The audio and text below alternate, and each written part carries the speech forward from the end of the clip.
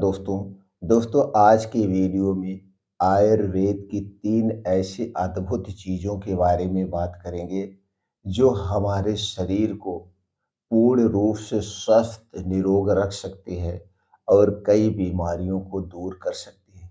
ये 3 अद्भुत चीज़ें दोस्तों बहुत ही सस्ती हैं, इनका कोई नुकसान नहीं है और दोस्तों हमारे पूरे शरीर को शक्तिशाली बना सकती हैं।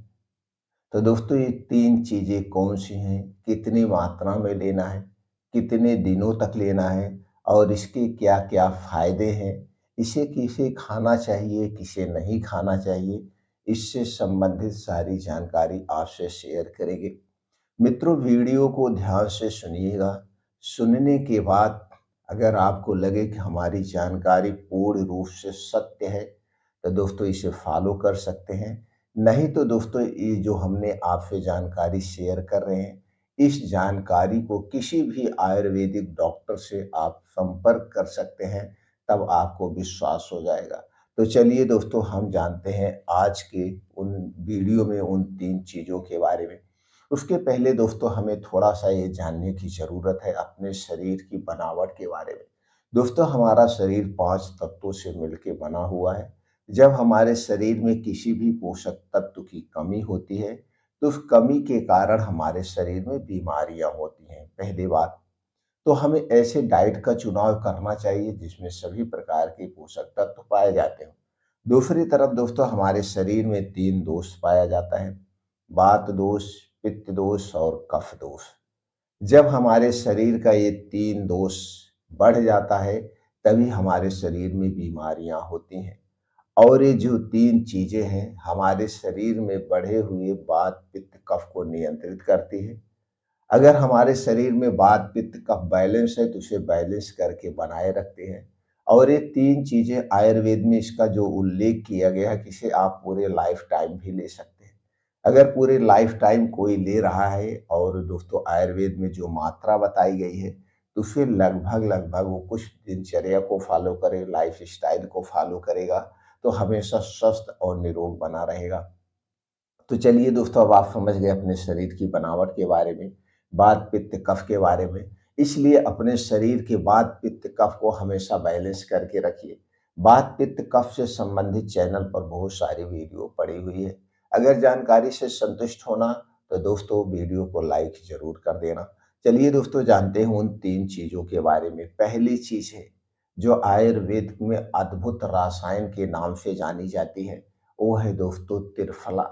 त्रिफला 3 फलों से बनाई गई, हरड़, बहेड़ा और आंवला। त्रिफला चूर्ण दोस्तों आपको मार्केट में बहुत सारी कंपनियों का मिल जाएगा। यह त्रिफला चूर्ण पूर्ण रूप से सुरक्षित है और सबसे सस्ता है।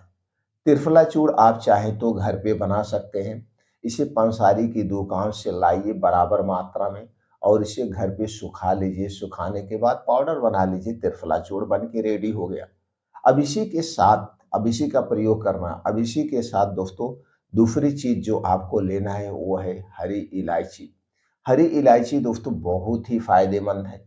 हरी इलायची में anti diabetic, anti cancer, anti inflammatory जैसे कई महत्वपूर्ण एंटीऑक्सीडेंट पाए जाते हैं, जो हमारे शरीर को स्वस्थ निरोग रखने में मदद करते हैं। तो दूसरी चीज़ है हरी इलायची। हरी इलायची लेना है और इसका भी पाउडर बना के किसी काँच की बोतल में आप रख लीजिए।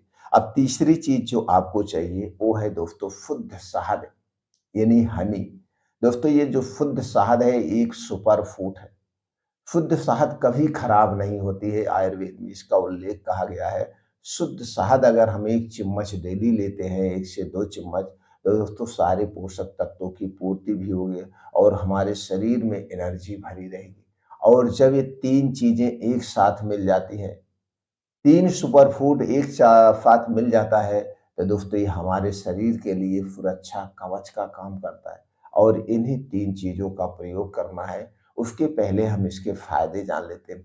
अगर हम दोस्तों फ़ायदे की बात करें तो हमारे शरीर में ऊर्जा, एनर्जी सब कुछ भर देगी। हमारे शरीर की हड्डियाँ, मांसपेशियों को मजबूत बनाएगी। आँखों की रोशनी तेज करने में मदद करेंगी। अगर असमय आपके बाल पक रहे हैं, बाल झड़ रहे हैं, उसे भी रोक देगी। शरीर में किसी भी प्रकार की कमजोरी है, चाहे वो पोषक तत्व के कारण आई हो, चाहे वो दोस्तों बीमारी होने के बाद जो कमजोरी आई हो, उस कमजोरी को भी दूर कर देगी। इसके साथ-साथ दोस्तों, हमारे शरीर के वात, पित्त, कफ को भी बैलेंस करके रखती है। असमय जो बुढ़ापा आता है, उस बुढ़ापे के लक्षण को भी ये कम करती है, चेहरे पे रौनक बनी रहती है। कई सारी बीमारियों से शरीर की सुरक्षा करती है, जैसे हमारे पाचन तंत्र पर इसका बहुत ही अच्छा असर पड़ता है। वात, पित्त, कफ को नियंत्रित करने के साथ-साथ हमारे मेटाबॉलिज्म को उत्तेजित करता है, यानी भूख बढ़ाता है। भूख बढ़ाता है दोस्तों, डायबिटीज को कंट्रोल करने में मदद करता है, ब्लड शुगर को कंट्रोल करने में मदद करता है। ऐसे इसके बहुत सारे फायदे हैं। अब हम चलिए जान लेते हैं इसे किसे नहीं लेना चाहिए। दोस्तों, आयुर्वेद में इसे सभी लेना चाहिए, किसी ऐसे आदमी नहीं है जिसे नहीं लेना चाहिए। हाँ, गर्भावस्था में स्तनपान कराते समय आप कोई मेडिसिन ले रहे हैं, तो दोस्तों उससे समय आपको अपने डॉक्टर से संपर्क करना पड़ेगा। इसके अलावा अगर आप किसी गंभीर बीमारी का इलाज करवा रहे हैं, तो उस इलाज में भी आपको किसी भी आयुर्वेदिक डॉक्टर की सलाह पर, या जिस डॉक्टर से आपका इलाज चल रहा है, उससे आप सलाह लेने के बाद ही लेंगे। बाकी डायरिया, डिसेंटरी जब भी हो तो उस समय थोड़ा-सा इसे नहीं लेना चाहिए, बाकी दोस्तों आप ले सकते हैं। अब चलिए जानते हैं इसे कब लेना है, कितनी मात्रा में लेना है और लेने के साथ-साथ कौन-सी सावधानियाँ बरतना है। दोस्तों, इसे आपको लेना है त्रिफला चूर्ण 1 चम्मच, 1 चम्मच का मतलब 4 से 5 ग्राम, और इसी के साथ लेना है 1 चुटकी हरी इलायची का पाउडर और 2 चम्मच शुद्ध शहद चाहिए।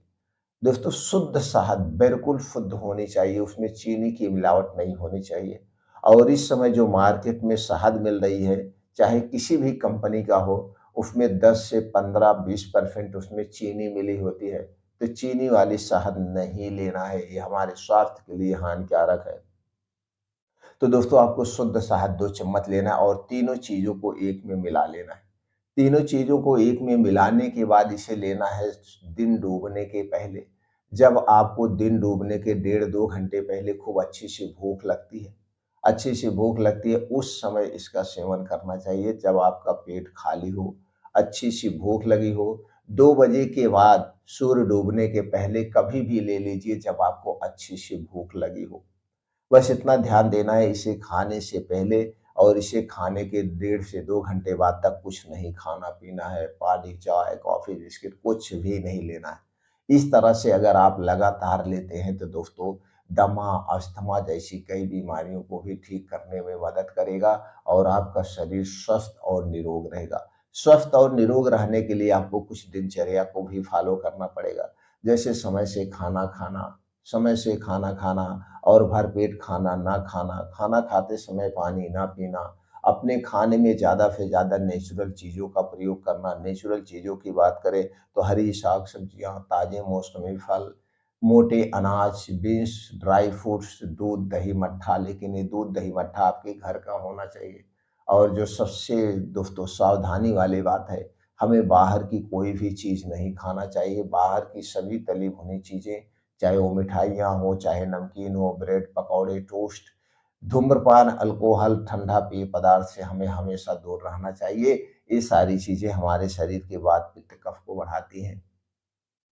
इस तरह से अगर आप इसका प्रयोग करते हैं तो पूर्ण रूप से आपको फ़ायदा मिलेगा दोस्तों।